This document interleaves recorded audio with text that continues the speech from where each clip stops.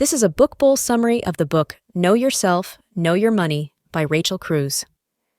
Zig Ziglar once said that while money might not be the most important thing in the world, it's certainly up there with oxygen. And let's face it, being broke is no fun. But why do we sometimes struggle to manage our money effectively, even when we know how to do it? One reason is that we don't always understand our relationship with money. In this video, we'll explore why reflecting on your financial behavior, beliefs, and mindset is key to gaining control over your personal finances. So let's dive in. Shaped by childhood, how your money views are molded early on. The way you handle money as an adult is influenced by your childhood experiences with money. Psychologist Henry Cloud says, "How you're glued together has everything to do with how you spend your money." To improve your financial decisions, it's important to examine your relationship with money and understand why you handle it the way you do. This is where the concept of the money classroom comes in. Childhood money experiences are influenced by both verbal and emotional communication from parents, which can create different types of money classrooms. By exploring your childhood money experiences, you can better understand your current relationship with money. Let's take a closer look at 3 common money classrooms and their associated challenges. Breaking free from the chains of financial anxiety. Many people struggle with anxiety around personal finance, and it often stems from childhood experiences. For instance, one of Rachel Cruze's friends grew up with a mom who always bought day-old bread to save money. When her friend asked about buying fresher bread, her mom's anxious response showed how money was a source of stress in their home. This is an example of what Cruze calls the anxious classroom. People who grew up in this type of environment might find it hard to discuss financial behavior openly. However, it's important to start talking about your struggles with money to break free from financial anxiety. Sharing your fears and anxieties can help reduce their power over you. As you become more comfortable, try to pinpoint why it's challenging to talk about money. Remember, the more you bring your fears into the light, the less power they'll have over you. When home life is unstable, how it affects your relationship with money. Growing up in a household where money is a source of constant tension or frequent arguments can have a lasting impact on a child's relationship with finances. One friend of the author grew up in a financially unstable household, where her parents would sometimes deny the kids even the smallest luxuries and at other times spend without limits. This unpredictability and lack of control led to confusion and apathy towards money. If this sounds familiar, know that it's possible to change your relationship with money. Start by confiding in someone you trust and gradually work towards articulating your difficulties with money. Remember that a stable environment is key to a healthy relationship with finances.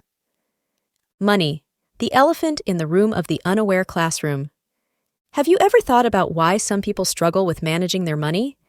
It turns out, growing up in an unaware classroom can be a big factor.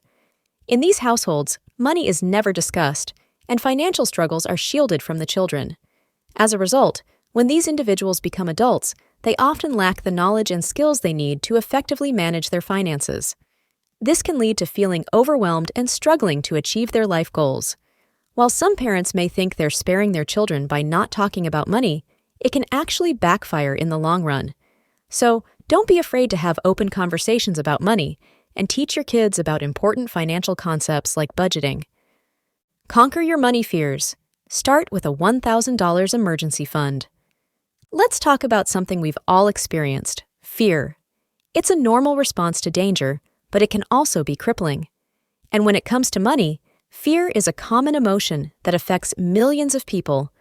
We worry about losing our jobs, unexpected medical bills, car repairs, and more.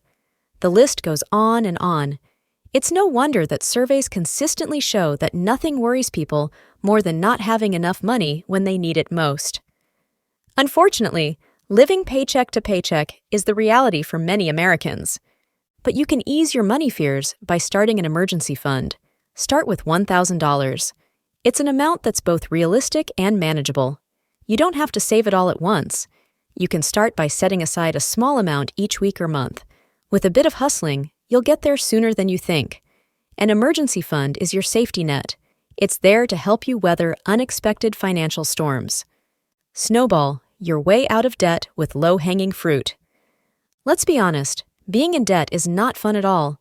It can be stressful, overwhelming, and seem impossible to overcome. However, there are simple strategies that can help you take control of your finances and tackle your debt head-on. One such strategy is the Snowball method, which has helped many people get out of debt quickly. Here's how it works. List your debts from smallest to largest, regardless of interest rate. Focus on paying off the smallest debt first while making minimum payments on the rest. You may need to make some budget changes or find a side hustle to earn extra income to pay off your debt faster. Once you've paid off the first debt, move on to the next one on your list and keep going until you've paid off all your debts. As you clear each debt, you'll gain momentum, making it easier to tackle the next one. This way, you can achieve financial freedom and have greater peace of mind.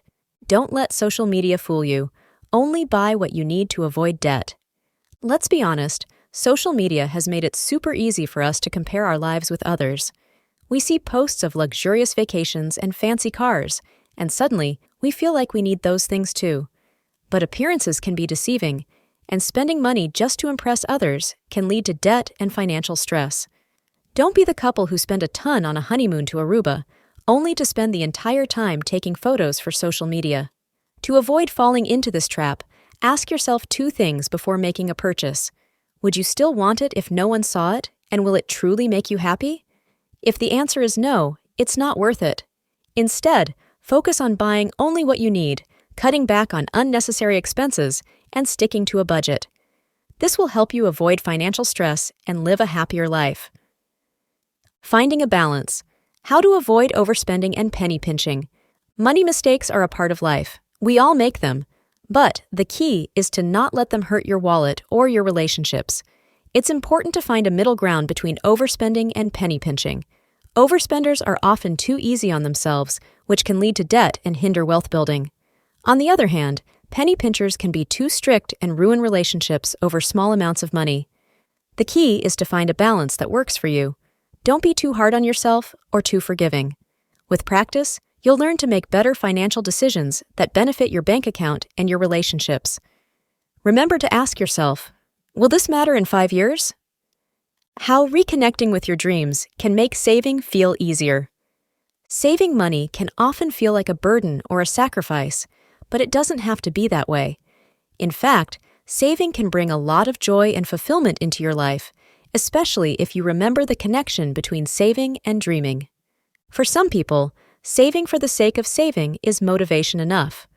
But for most of us, we need something more meaningful to hold on to. And that's where our dreams come in. Think about something you really want, whether it's a dream retirement, a new home, or a cause you're passionate about. When you have a clear goal in mind, it's easier to motivate yourself to save for it. Saving becomes a form of freedom because it allows you to pursue the things you cherish. So, how much should you be saving? The best way to approach it is by breaking your dream down into achievable steps. For example, if you want to move to a new city, you'll need to save for a new job, a new home, and moving costs. Once you have a target savings amount, set a realistic time frame to achieve it and create a plan to stick to it. Remember, saving money doesn't have to be a burden. By reconnecting with your dreams and setting achievable goals, you can make saving feel more like a joyful pursuit than a sacrifice. We hope this video provided valuable insights and information for you. Did you grow up in an anxious classroom or unaware classroom when it comes to money? Let us know in the comments. And if you learned something new in this video, make sure to hit the button and subscribe for more videos. Thank you, and until next time.